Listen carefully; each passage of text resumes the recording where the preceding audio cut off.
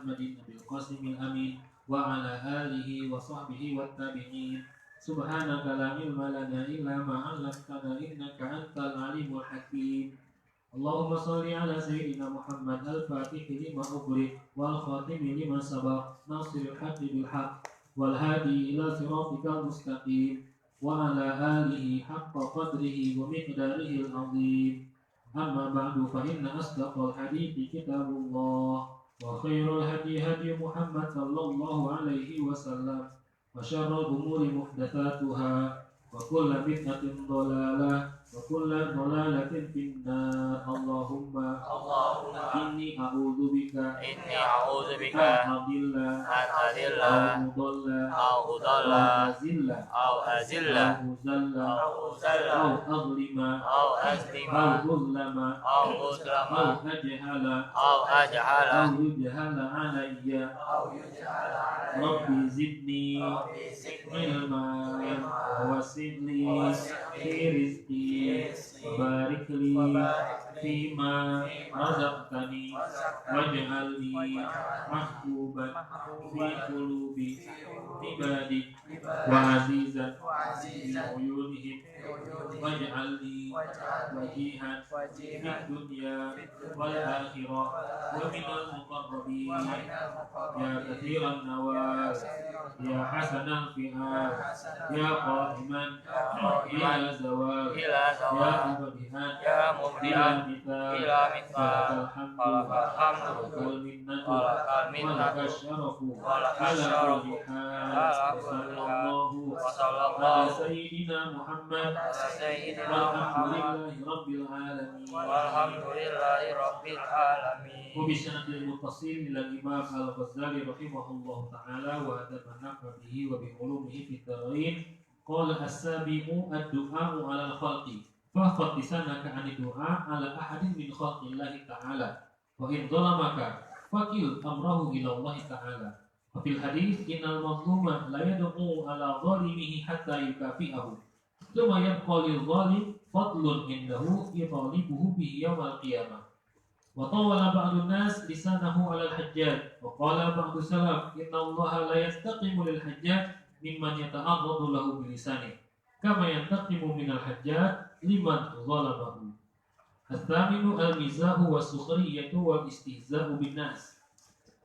Fahfad lisanaka minhu fil jiddi wal hazli fa innahu yuriqu ma'al wajhi wa yusqitul mahabah wa yastajirrul wahsyah wa yuhzil qulub wa huwa mabda'ul lijaj wal ghadab wat tasawwur wa yaghrisul hiqda fil qulub fala tumazi ahadan wa in mazahuka fala tujibhum wa a'rid anhum hatta yakhudu fi haditsin ghairi wa kun minal ladzina idza marru bil lahwi marru kirama. Fa hadhihi majami'u afatil lisan wa la yu'inuka 'alaihi illa al-muslatu aw mulazamatu samti illa bi qadri darurah. Faqad kana Abu Bakr As-Siddiq radhiyallahu ta'ala anhu yad'u hadiran fi fihi liyamna'ahu dhalika min al-kalam bi ghairi darurah wa yushiru ila lisanihi wa yaqul hadha alladhi awradani al-qawarid fahtariz minhu bi juhdika fa innahu aqwa asbabi halakika fid dunya wal akhirah wa amal batnu ila akhirih. Kita lanjutkan kajian mengenai apa kajian kita sekarang? Tentang bahasan menjauhkan diri dari maksiat. Perlu diulangi lagi karena ada beberapa nggak ada ya berarti bukan maksiatnya. Nah, kita ulangi lagi sedikit bahwasanya kajian kita kali ini membahas tentang menjauhkan diri dari perbuatan maksiat, bahwa semua anggota tubuh kita adalah amanah dari Allah Subhanahu wa taala. Semua anggota tubuh kita adalah amanah dan nikmat yang Allah berikan kepada kita. Oleh karena itu kita dilarang untuk mengkufuri nikmat yang telah Allah berikan. Kita dilarang untuk mengkhianati amanah yang telah Allah berikan kepada kita. Sebab kata Imam Ghazali, orang yang mengkufuri, orang yang menggunakan nikmat Allah untuk berbuat maksiat, orang yang menggunakan nikmat Allah untuk berbuat maksiat, maka dia adalah orang yang telah kufur nikmat yang amat sangat. Wa huwa fi ghayatil kufran. Wa huwa fi ghayatil kufran. Orang seperti ini sudah pada puncak kekufuran terhadap nikmat yang telah Allah berikan kepada dia. Begitu pula seluruh anggota tubuh kita adalah amanah dari Allah Subhanahu wa taala yang harus kita jaga. Bagaimana Nabi bersabda, "Kullukum ra'in wa kullukum mas'ulun an ra'iyatihi." Semua kalian adalah pemimpin dan setiap kalian akan dipertanyakan tentang yang dipimpinnya. Oleh karena itu, anggota tubuh adalah termasuk bagian yang harus kita pertanggungjawabkan di hadapan Allah Subhanahu wa taala, karena yang menggerakkan tangan kita adalah diri kita, yang menggerakkan kaki kita adalah diri kita, yang menggerakkan mata kita adalah diri kita, bukan orang lain yang menggerakkan. Mata kita mau kanan dari ke kiri, masalah perintah orang lain tidak, tapi kesadaran diri kita sendiri. Oleh karena itu semuanya di bawah kepemimpinan kita, dan kita akan dipertanggungjawabkan. Dan kita setidaknya kita menjadi pemimpin untuk diri kita sendiri. Kita menjadi pemimpin untuk diri kita sendiri. Selanjutnya, Imam Al-Ghazali mengatakan bahwa ada beberapa anggota tubuh, yaitu ada 7 anggota tubuh yang harus benar-benar dijaga agar tidak digunakan untuk berbuat maksiat. Yang pertama adalah al-ainu, mata. Yang kedua adalah al-udhunu, telinga. Yang ketiga adalah al-lisanu, lisan. Yang keempat adalah batn, al-batnu, perut. Yang ke berapa? 5. Wal farju, kemaluan. Yang keenam wal yadu, tangan. Yang ketujuh wal rijlu, kaki. Kita sudah membahas mata, kita sudah membahas lisan, kita sudah membahas apa lagi? Lisan ya? Masih lisan kita masih lisan. Yang pertama mata. Mata diciptakan untuk apa? Kita bahas untuk mencari petunjuk agar kita tidak tersesat. Dan oleh karena itu Imam Al-Ghazali mengatakan, maka jagalah mata dari 4 hal. Jagalah mata kita dari 4 hal. Yang pertama, melihat yang bukan mahram. Melihat yang bukan mahram. Yang kedua, melihat gambar atau bentuk yang dapat mendatangkan, menumbuhkan, memunculkan hawa nafsu. Yang ketiga, melihat orang atau melihat saudara Islamnya dengan pandangan melecehkan, dengan pandangan meremehkan. Dan yang keempat, tattali biha ala aibi muslim, mata kita digunakan untuk mencari-cari aib, celah, keburukan orang lain. Ada iklan.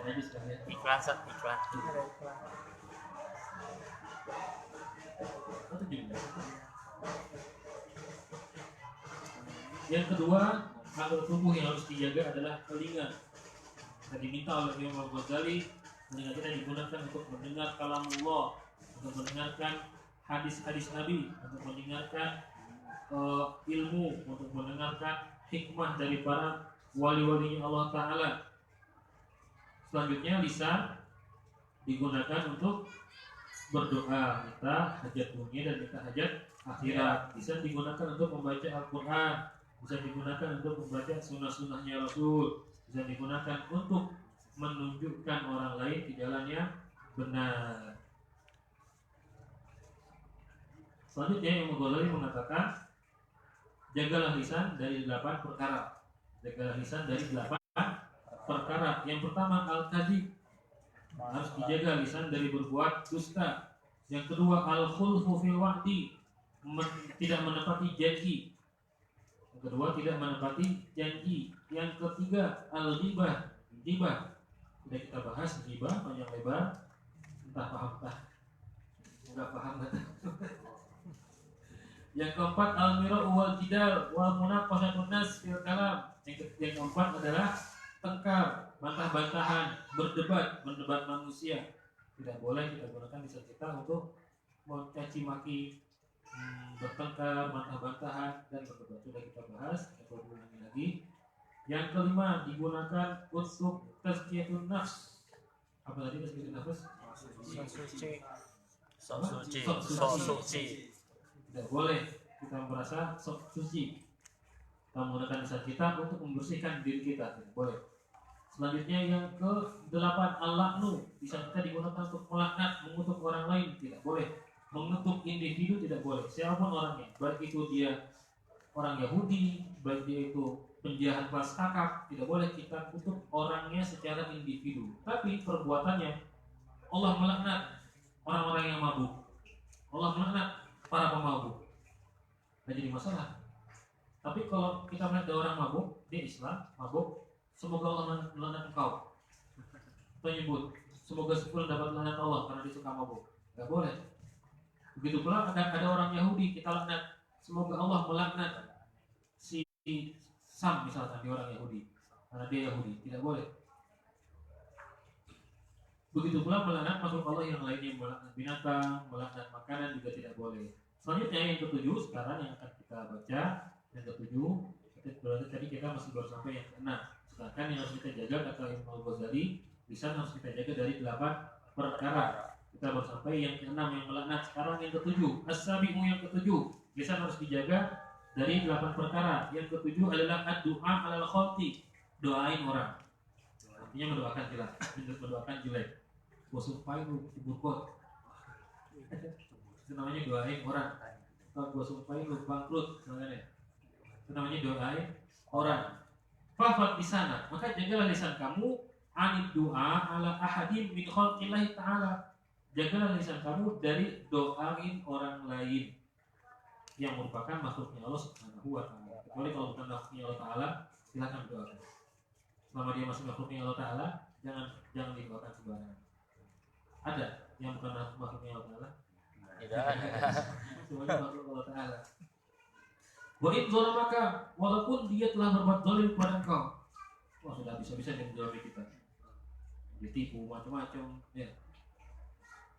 Katanya Imam Ghazali, jangan sanggup gak kita? Kayaknya nggak sanggup ya. Apalagi kalau punya banyak. Biasanya doain biasanya sumpahin, bengkok sebelah tangannya karena udah nipu.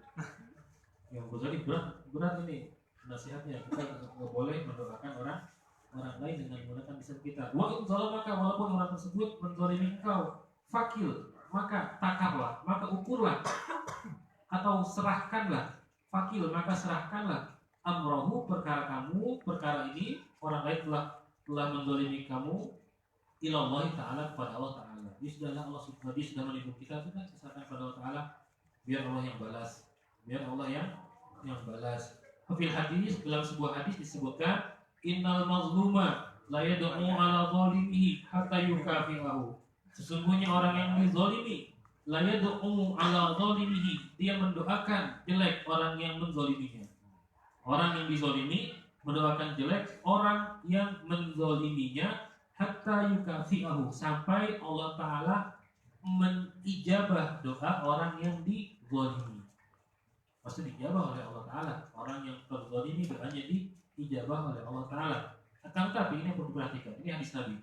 Summa yabqalil zalim, kemudian doa tersebut yabqalil zalim, didapati oleh orang yang telah berbuat zalim. Doa tersebut, doa jelek tersebut benar-benar terrealisasi pada orang yang telah berbuat zalim padanya. Misalkan si A dizalimi oleh si B, akhirnya si A mendoakan si B, gua sampai kakinya patah, betul patah. Berarti demikian, semuanya qali zalim fadlun. Kemudian kalau demikian, kalau sudah mendoakan orang yang terzalimi, mendoakan jelek orang yang menzaliminya, maka kata hadis ini, semuanya qali zalim fadlun. Maka orang yang menzalimi ini dia punya keutamaan, punya kelebihan. Bahkan sudah menzalimi, kok masih punya kelebihan, masih punya keutamaan? Indahu, di sisinya, yutalibuhu, akan dituntut bihi, dengan doa tersebut, yaumal qiyamah, pada hari kiamat. Artinya apa? Artinya, sekarang saya berikan contoh saja. Si A berbuat zalim kepada si B, akhirnya si A berbuat zalim kepada si B, berarti yang dizalimi B. Akhirnya si B mendoakan jelek kepada si A. Kalau sudah mendoakan jelek, berarti si A memiliki kelebihan, yaitu dia mendapatkan doa jelek dari orang yang dia zalimi. Dengan demikian berarti dia pada hari kiamat berhak untuk menuntut atas doa yang telah diucapkan oleh orang yang terzalimi tersebut. Mengapa? Wa tawala ba'dun nas. Contohnya seperti Hajjaj sekarang kita baca. Wa tawala ba'dun nas, dan sebagai manusia memanjangkan lisannya, artinya sering menghibah siapa? Alal Hajjaj. Hajjaj. Dulu ada seorang gubernur di Irak namanya Hajjaj bin Yusuf. Kezalimannya sangat luar biasa. Bahkan dia mengatakan, yang menghidupkan kamu dan mematikan saya, dan menghidupkan kamu dan yang mematikan kamu adalah saya. Yang mematikan kamu dan yang menghidupkan kamu adalah saya. Sekarang kamu panggil Fulan. Karena kalau saya ingin menghidupkan orang ini, saya biarkan dia bebas. Atau kalau saya ingin mematikan orang ini, akan saya hukum pancung sekarang juga. Kata Hajjaj bin Yusuf, saking zalimnya kepada masyarakatnya, kepada rakyatnya. Bukan, tapi ternyata Hajjaj bin Yusuf dia ulama ternyata. Kok bisa? Dia hafal Quran, dia hafal hadis-hadis Nabi.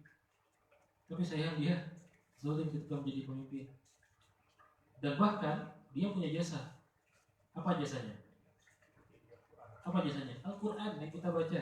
Seandainya kalau bukan jasa Hajjaj bin Yusuf, kita nggak akan bisa baca Al-Quran. Kan yang berikan titik siapa? Hajjaj bin Yusuf.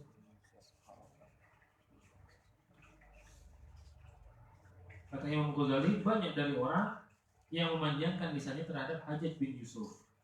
Faqala ba'du salaf, maka para ulama salaf berkata, innallaha, sungguhnya Allah Ta'ala la yantaqimu lil Hajjaj, akan membalaskan dendam untuk Hajjaj. Karena apa? Karena doanya mereka, orang-orang rakyatnya yang sudah mendoakan jelek. Makanya kalau kita dizolimi sama pemimpin, apa enggak sudah tidak ditahan. Innallaha la, ini pendapatnya ulama salaf, katanya faqala ba'du salaf.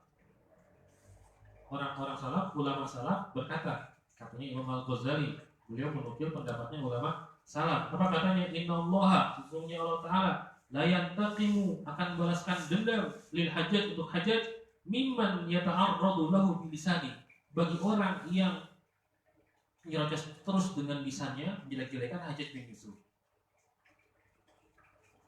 Bisa dipahami? Kama yantaqimu minal Hajjaj, sebagaimana membalas dendam siapa? Liman zalamahu, orang-orang yang telah dizalimi oleh Hajjaj, mereka membalaskan dendam Hajjaj mendapatkan balasan dendam dari orang-orang yang dizaliminya. Oleh karena itu, janganlah kita mendoakan jelek. Biarkan kalau misalkan ada seorang berbuat zalim kepada kita, baik dia itu seorang pemimpin, baik dia itu kawan, siapapun juga, kita serahkan semuanya kepada Allah Subhanahu wa Ta'ala. Fakil amrahu ilallah, serahkan semuanya kepada Allah Subhanahu wa Ta'ala. Jangan malah nyumpahin orang, jangan malah menjelek-jelekan orang, jangan malah menggibah orang. Nanti sama aja kita mendapat mungkin Hajjaj mendapatkan balasan dari perbuatan zalimnya dia. Tapi ternyata dia juga mendapatkan balasan dari perbuatan kita juga terhadap dia. Paham maksud saya?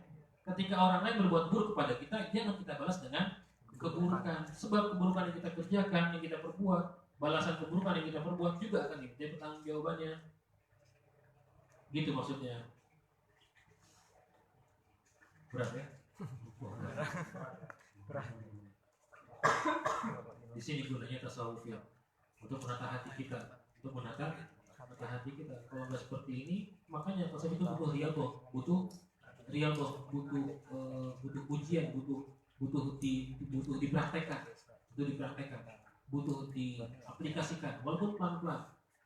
Mungkin susah, mungkin berat, tapi ya insya Allah kita berusaha untuk mempraktekannya. Jangan sampai dia sudah menzalimi kita dan kita pun juga diminta pertanggungjawabannya karena telah jelek-jelekan orang lain, jelek-jelekan dia. Akhirnya sama aja dong kalau gitu.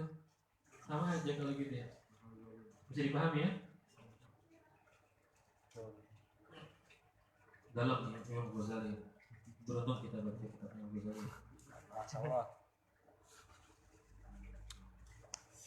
As-saminu yang ke-8, yang harus kita jaga dari lisan kita adalah al-mizahu, bercanda, wasukhriyatu, merendahkan, meremehkan, wa istihza, meremehkan binas orang lain.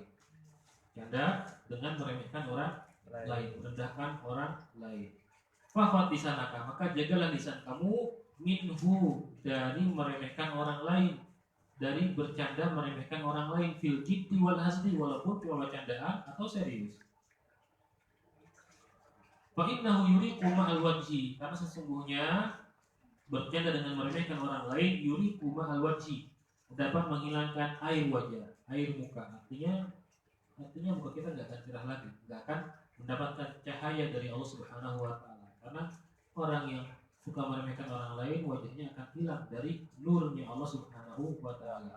Wa yusqitul mahabah, dan akan menjatuhkan kehormatan kita, menjatuhkan wibawa kita, menjatuhkan harkat martabat kita. Kalau suka bercanda dengan meremehkan orang lain. Wa yastajirul wahsyah, dan dapat menyulut ketakutan orang lain. Orang lain pasti nggak bergaul dengan kita, karena setiap bergaul dengan kita langsung ditindas, diremehkan. Wa yu'dhil qulub, dan dapat menyakiti hati orang lain, karena sakitnya tuh di sini. Wa huwa mabda'ul hijaj, begitu juga bercanda dengan meremehkan orang lain. Silakan bercanda, Rasul bercanda, Rasul guyonan. Ketika ada seorang nenek, Rasul mengatakan, nenek, apakah kira-kira di surga? Ketika nenek bertanya, wahai Rasulullah, apakah kira-kira aku masuk surga? Rasul mengatakan, di surga tidak ada nenek-nenek. Dan nenek bertanya kepada Rasulullah, ya Rasul, apakah saya ini akan masuk surga?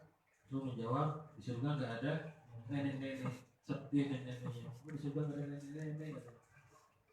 Ini Rasul bercanda, Rasulullah bercanda. Akhirnya nangislah dia. Nah, ini saya dibilang nggak ada masuk surga nenek-nenek. Nenek-nenek nggak masuk surga ya. Akhirnya disamperin sama Rasulullah. Begini nih, di surga itu nggak ada nenek-nenek, karena nanti nenek berubah jadi wanita yang muda, masih muda, umur 35 tahun, langsung riang lagi. Silakan bercanda, nggak jadi masalah, tapi bercanda yang betul, bukan bercanda yang ada unsur istihza, ada unsur sukhriyah, merendahkan orang lain.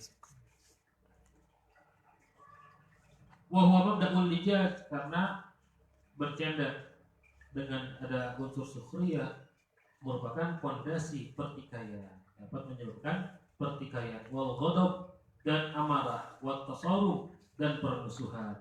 Wa yaqisul hidda fil qulub, begitu juga bercanda yang merendahkan orang lain dapat menumbuhkan rasa dendam di dalam hati orang lain. Fala tumazi ahadan, maka janganlah kau bercanda kepada orang lain. Wa in mazahuka, kalaupun orang lain bercanda kepada kamu, fala tujibhum, jangan diladenin. Wa a'rid anhum, berpalinglah dari mereka, hatta yakhudu fi haditsin ghairi, sampai mereka membicarakan hal yang lainnya.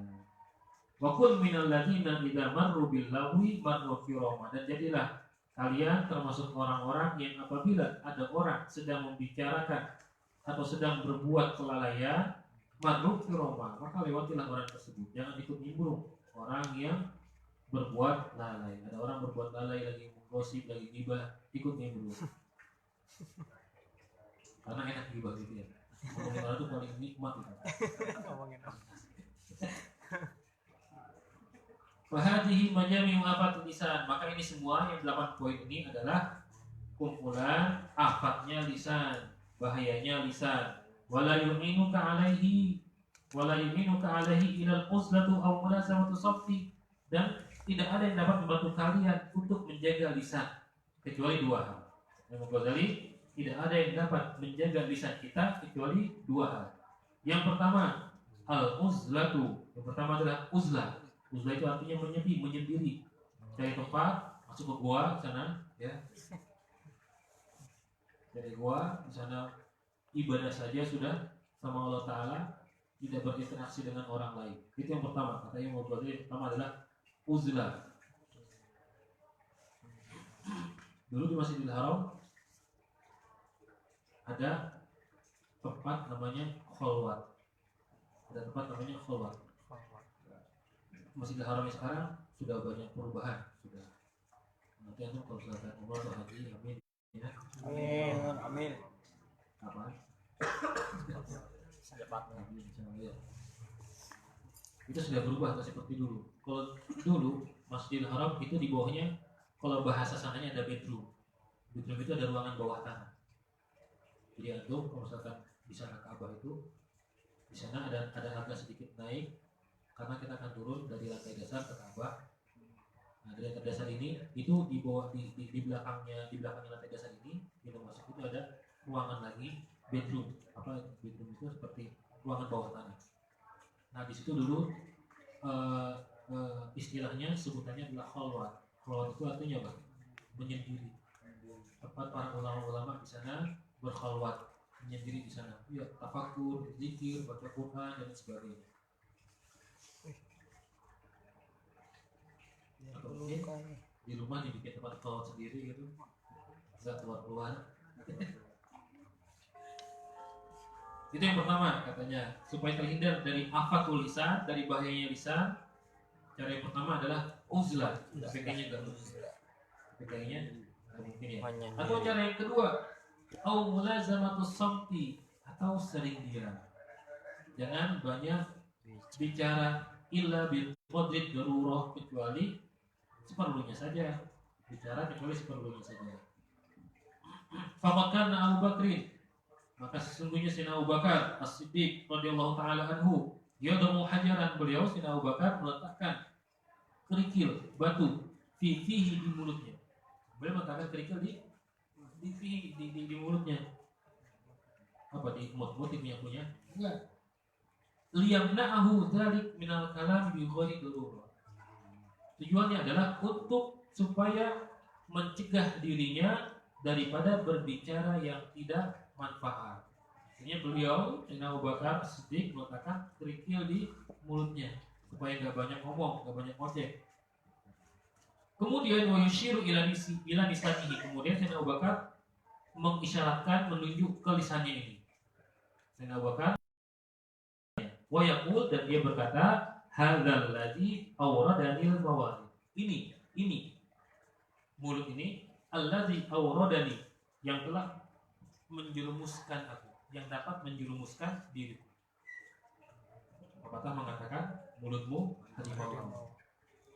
Karena mulutnya harimau bau.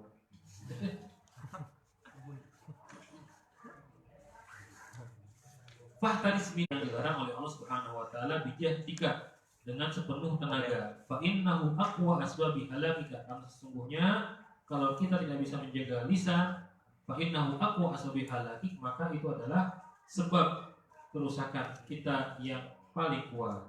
Fit dunya wal akhirah, baik dunia maupun di akhirat. Sebab lisan, maka kita bisa menyakiti orang lain, dan kerugian yang bukan hanya di dunia, tapi di akhirat pun kita akan merugi. Besok kita akan lanjutkan. Masih panjang.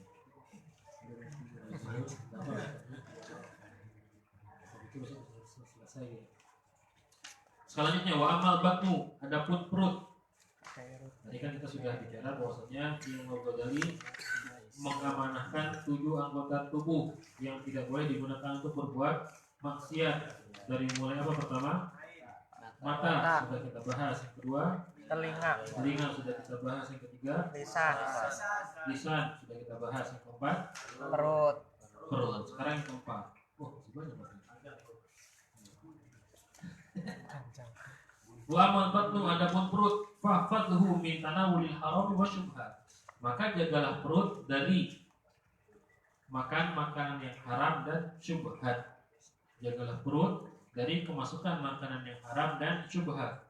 Wahris ala talabil halal, dan semangatlah untuk mencari yang halal. Wa idza wajadtahu fahris ala an taqtasira minhu ala ma duna syabhi. Kalau kau mendapatkan makanan yang halal, maka jagalah perut dari kekenyangan. Fa inna syabha yuqasil qalba wa yufsidu dhihna. Karena kekenyangan dapat mengeraskan hati dan merusak otak. Bisa ya? Wa yufsidu dhihna, berarti merusak otak. Wa yubtilul hifdha, dan dapat membatalkan, menghilangkan hafalan. Wa yusaqilul a'dha, dan dapat memberatkan anggota tubuh. Iya, karena kalau makannya banyak tambah berat. kayak gini. Wa yusaqqilul a'dha 'anil ibadah wal ilmi, dan dapat menyusahkan anggota tubuh untuk ibadah dan mencari ilmu. Wa yuqawi syahawat, dan dapat menguatkan syahwat. Wa yansuru junuda syaitan, dan dapat memenangkan pasukannya setan. Bisa. Wasyiba'u, dan kekenyangan minal halal, dari makanan yang halal, kekenyangan dari makanan yang halal. Mabda'u kulli syarr, adalah pangkal dari semua keburukan. Kekenyangan dari makanan yang halal adalah pangkal dari semua keburukan. Fakaifa minal haram, bagaimana dengan harta yang haram? Bagaimana dari makanan yang haram? Makanan yang halal saja kalau kekenyangan bisa menyebabkan keburukan, apalagi kalau makanan yang haram. Wa talabul halali faridatun ala kulli muslimin, dan mencari harta yang halal faridatun, wajib hukumnya, ala kulli muslimin, bagi setiap individu orang Islam. Wal ibadatu wal ilmu ma'aklil haram, sedangkan beribadah dan mencari ilmu diiringi dengan makan yang haram, kal binani ala sirjin, seperti dia membangun di atas sampah, bukan di atas fondasi yang kuat, tapi membangun bangunan di atas sampah-sampahan.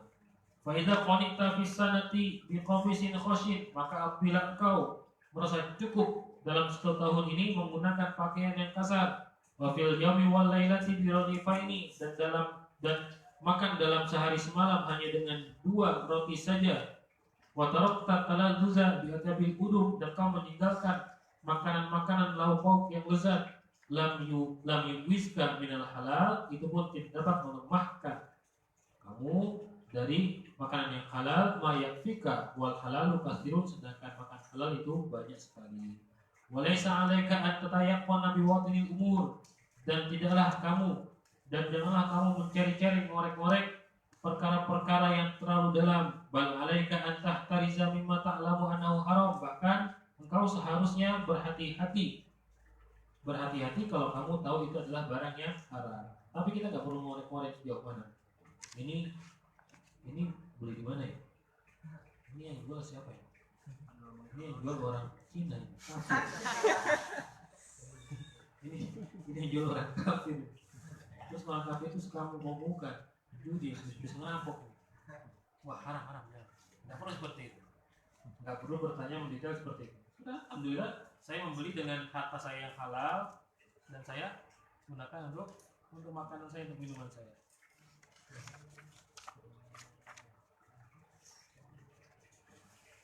Au tazulu annahu haram, atau kau menganggap bahwasanya itu adalah makanan haram. Dhannan hasalalaka min alamatin najzah makrunatin bil ma. Kita akan lanjutkan besok hari ya. Sudah agak malam. Saya tanyakan dulu. Tentang bercanda.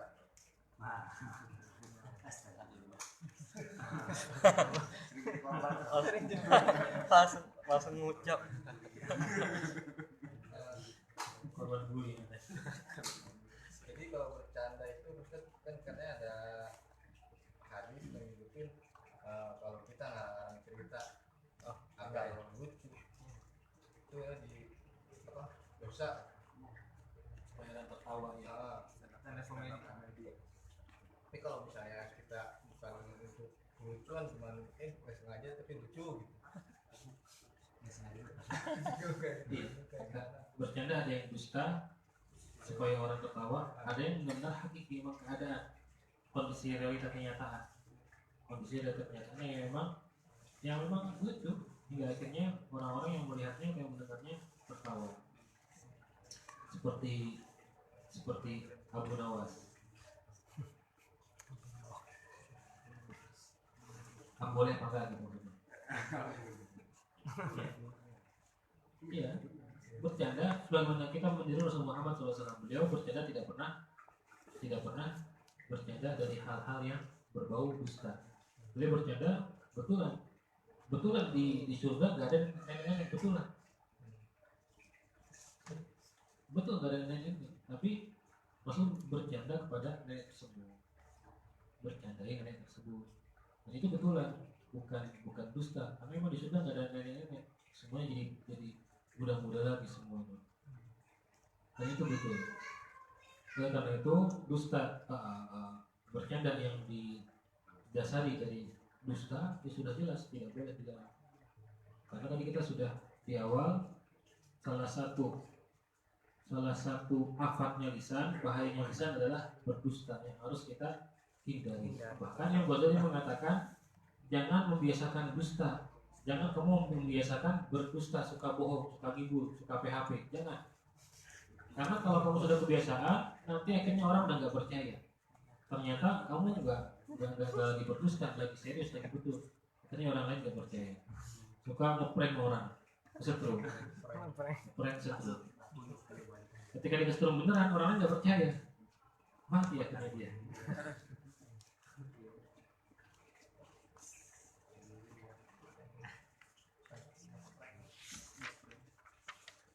Lagi kan? Sama itu kita bercanda, tapi ucapannya kadang agak gimana ya? Jadi kayak misal, udah sih biar Allah yang balas. Jadi ada yang ngomong, ya kalau dibalas kalau diri doang gimana? Wah, seram. Udah kayak gitu. Apakah Iya kalau dibalas kalau Diri doang. Allah yang balas tuh. Ya kalau dibalas kalau diri doang. Kalau dibaca doang kan.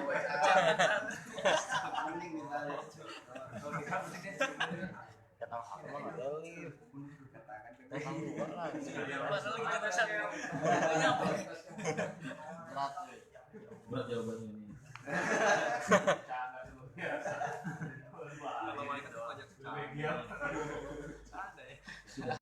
Japri. Kalau ucapan kayak gitu kufur nggak Ustaz? Padahal kita bercanda gitu, ada bercanda bilangnya ya kalau dibalas kalau diri doang deh gitu. Itu kufur nggak? Soalnya kan ada asma Allah di situ. Iya. Kufur atau tidaknya tergantung dari niatnya, karena kita nggak bisa menghukumi sesuatu yang tidak jelas. Artinya ini kalimatnya adalah kalimat kinayah. Kalimat kinayah artinya kiasan. Kita nggak tahu kiasan ini apakah ada niat untuk menistakan Allah Taala, meremehkan, merendahkan Allah Taala. Harus ditanyakan lagi niat kamu berkata demikian, apakah memang menistakan Allah Taala? Kalau iya berarti dia telah keluar dari dairatul Islam, dari lingkaran Islam, karena sudah menghina Allah Taala dari ucapan tersebut. Ini kalau yang ucapannya kinayah, sindiran, atau masih belum jelas. Kalau masih belum jelas berarti harus ditanya, harus dipastikan niatnya itu apa. Tapi kalau sesuatu yang sudah jelas, yang misalkan ucapan-ucapan orang-orang yang nggak punya adab, nggak punya agama, jelas. Saya juga bisa menyampaikan yang nggak bisa susah, nggak bisa. Apa yang baru kasus terjadi? Muhammad sesat, ya berdasarkan firman Allah Taala apa? Wajadaka dolan fahadan. Hati-hati seperti ini nih, jelas sekali nih. Ini bukan kinayah lagi, sudah jelas. Wajadaka dolan, dan Allah telah mendapati kamu dolan, tersesat. Muhammad, kamu tersesat. Muhammad tersesat. Yang merayakan Maulid berarti merayakan kelahirannya orang yang tersesat. Ini sudah jelas sekali, bukan kinayah lagi, bukan sindiran lagi, bukan sekedar omongan yang nggak jelas, tapi sudah jelas nih. Hati-hati kalau nggak tobat, nggak syahadat, berarti dia sudah keluar dari lingkaran Islam. Kenapa? Karena sudah melecehkan Rasulullah, sudah merendahkan martabatnya Rasulullah Shallallahu Alaihi Wasallam. Seperti ini keluar, ucapan seperti ini keluar karena tidak dibiasakan menghormati Rasulullah. Oleh karena itu para ulama mengajarkan kita untuk menghormati Rasulullah dengan menggandengkan, mensandingkan namanya dengan Sayyidina Rasulullah, Sayyidina Muhammad, atau Rasulullah Muhammad Shallallahu Alaihi Wasallam. Bukan yang Muhammad doang, Muhammad doang, Muhammad di mana-mana kan Muhammad. Di Mekah sana, di Mekah. Kalau ke Mekah insya Allah, amin. Kalau orang lain nggak kenal, manggil orang lain, Muhammad panggilan, Muhammad,